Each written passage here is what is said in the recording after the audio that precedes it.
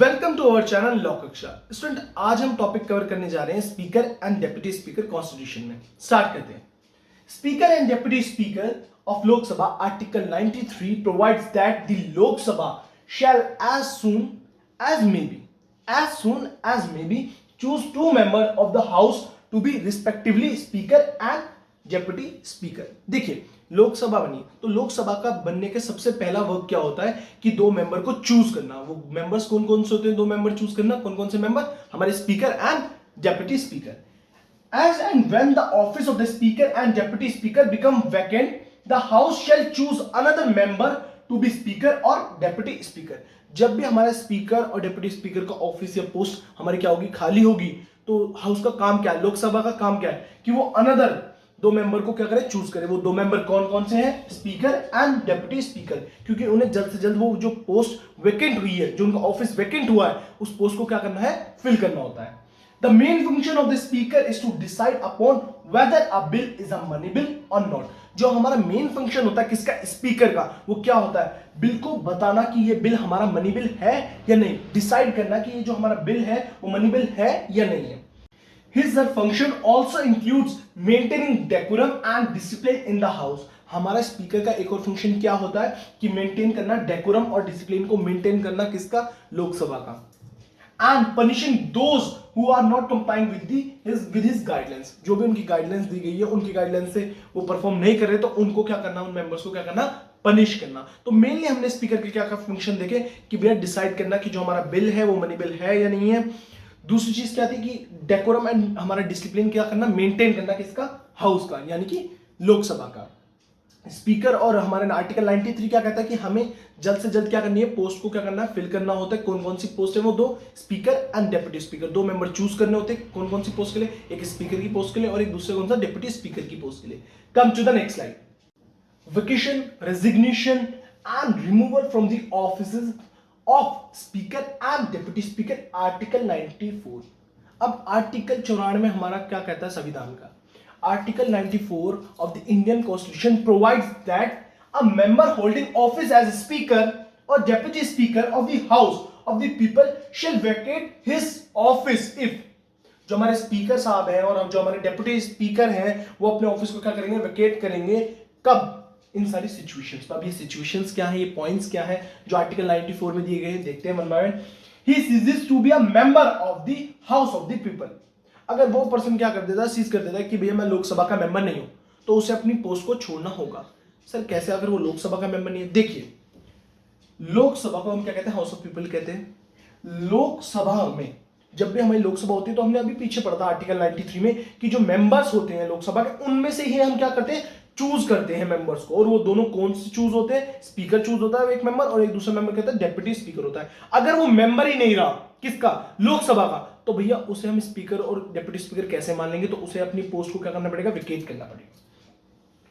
Resign by writing under his hand addressed if such a member is the speaker to the deputy speaker and if such a member is the deputy speaker to the speaker resign his office। देखिए, जो हमारे speaker साहब हैं उन्होंने क्या दे दिया? Resignation दे दिया। किसे? अब यहां ध्यान देने वाली बात है, स्पीकर किसे देगा? डेप्यूटी स्पीकर को देगा resignation letter, and deputy speaker किसे देगा रेजिग्नेशन लेटर? हमारे स्पीकर साहब को। तो स्पीकर ने क्या कर दिया? रेजिग्नेशन दे दिया। डेप्यूटी स्पीकर ने रेजिग्नेशन दे दिया, तो उन्हें अपने ऑफिस को क्या करना पड़ेगा? वेकेट करना पड़ेगा, छोड़ना होगा।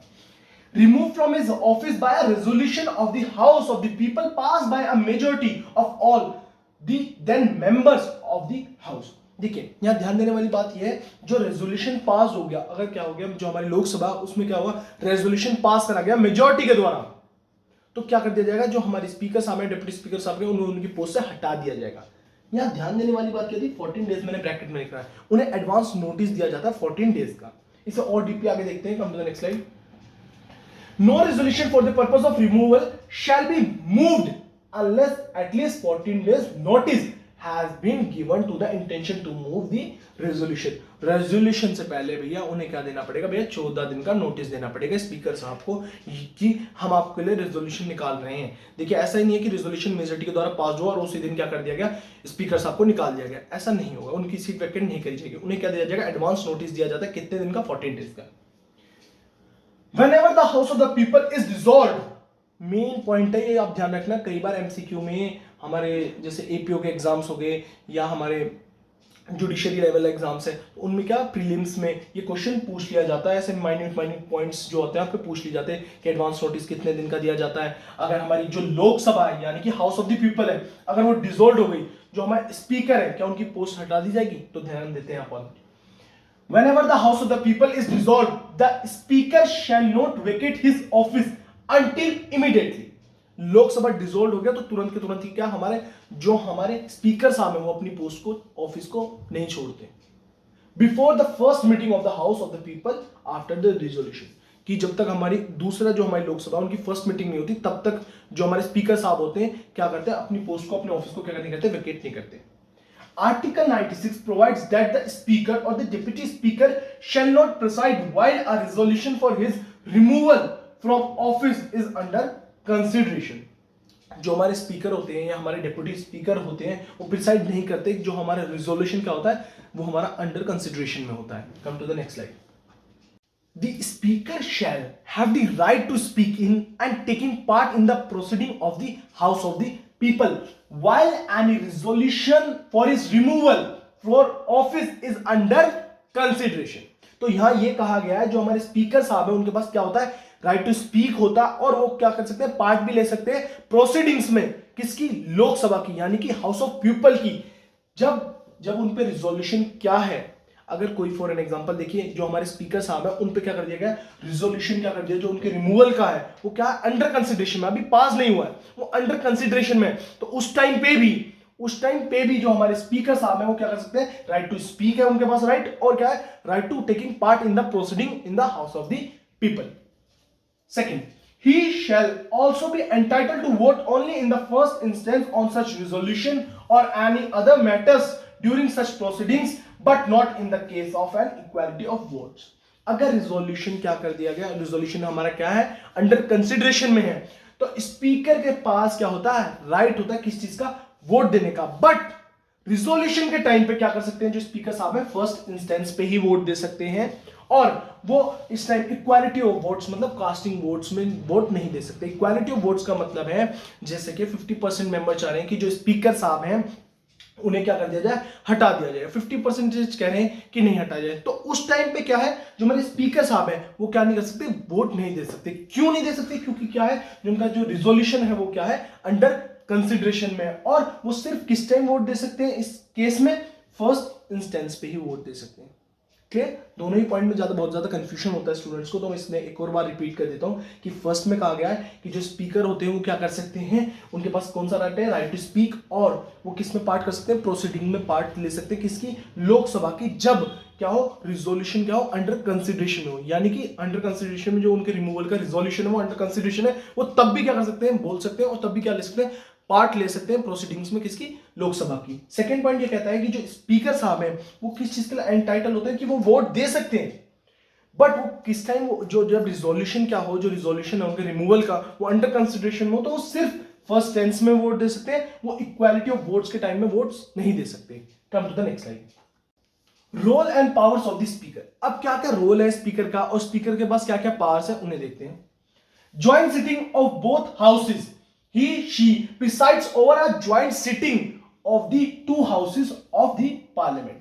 जो स्पीकर साहब होते हैं उनके पास क्या होते हैं, वो प्रिसाइड्स कर सकते हैं, किसे, ज्वाइंट सिटिंग वो करते हैं, प्रिसाइड्स कर सकते हैं, बट जो ज्वाइंट सिटिंग होती है वो समन किसके द्वारा करी जाती है, प्रेसिडेंट के द्वारा। देखिए सेकंड पॉइंट में वही पॉइंट आ गया, such a sitting is summoned by the president. जो ज्वाइंट सिटिंग होती है किसके द्वारा समन करी जाती है, प्रेसिडेंट के द्वारा समन करी जाती है। क्यों करी जाती है, to settle a deadlock between the two houses on a bill. जो डेडलॉक की सिचुएशन होती है उसे सेटल करने के लिए दोनों के हाउस के बीच में किसी बिल को लेकर डेडलॉक सिचुएशन क्रिएट हो चुकी है, उसे सेटल करने के लिए क्या करी जाती है, ज्वाइंट सिटिंग करी जाती है। किसके द्वारा समन करी जाती है, प्रेसिडेंट के द्वारा समन की जाती है।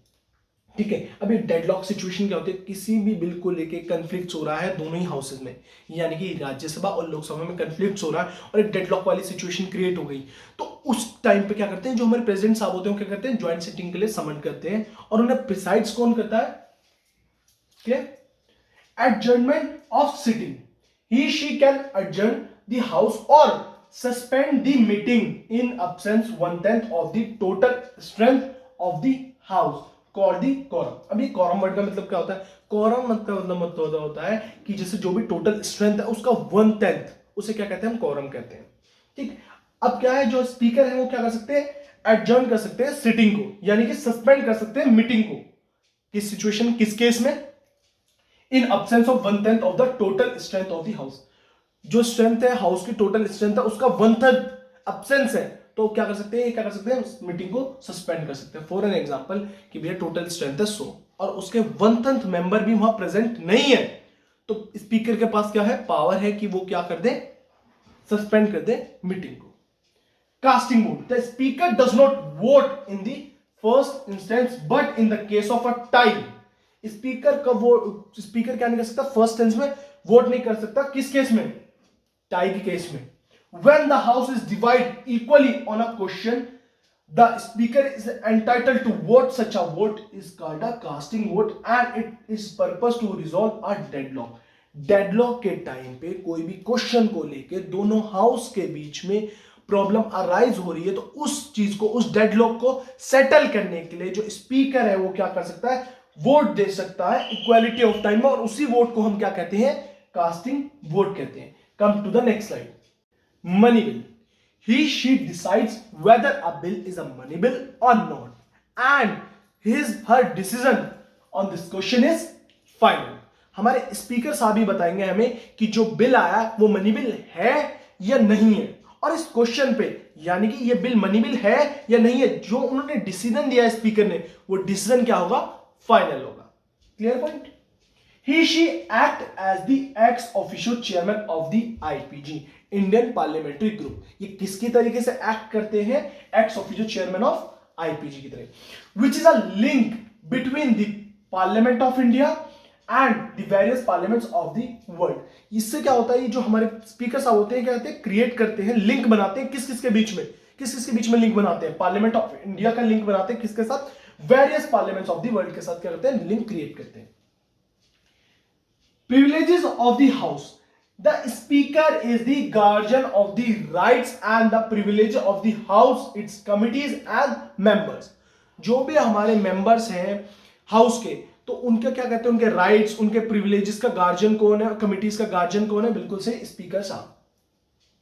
Disqualifying members. It is the speaker who decide the question of disqualification of the member of the Lok Sabha arising on the ground of defection under the provision of the 10 schedule. ये provision of the 10 schedule के सारे provision मैंने 1 by 1 पहले वाली video में discuss करे थे। तो अगर कोई भी पर्सन डिस्क्वालिफाइड होता है किस प्रोविजंस में? Under the provision of the 10 schedule, और उस पर कोई भी क्वेश्चन अराइज होता है तो कौन डिसाइड करता है?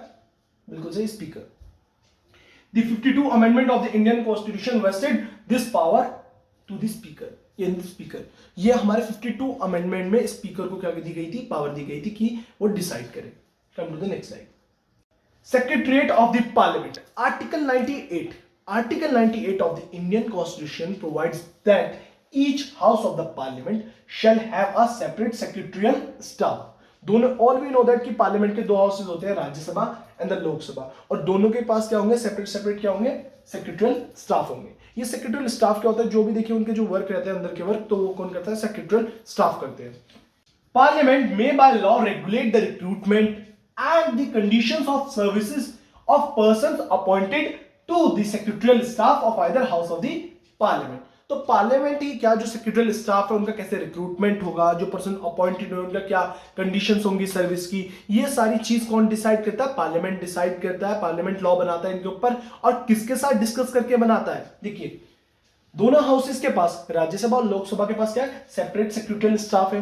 तो देखिए जिस हाउस के लिए बना रहा है वो सेक्रेटरियल स्टाफ उस हाउस से क्या कर लेगा? डिस्कशन कर लेगा। होपफुली आपको सारे टॉपिक जो आज की वीडियो में समझाए हैं समझ आए हों। अगर अब भी कोई डाउट है, कोई प्रॉब्लम्स है, कोई क्वेरीज है, तो विदाउट हेजिटेट आप मुझे मेरे इंस्टाग्राम अकाउंट शुभम_22 लिंक डिस्क्रिप्शन में वहां डीएम कर सकते हैं। मेरी वीडियोस अच्छी लगती हो, मेरा कंटेंट अच्छा लगता हो तो ज्यादा से ज्यादा लाइक करें, शेयर करें, subscribe my channel and also press bell icon for the new videos. Thank you so much.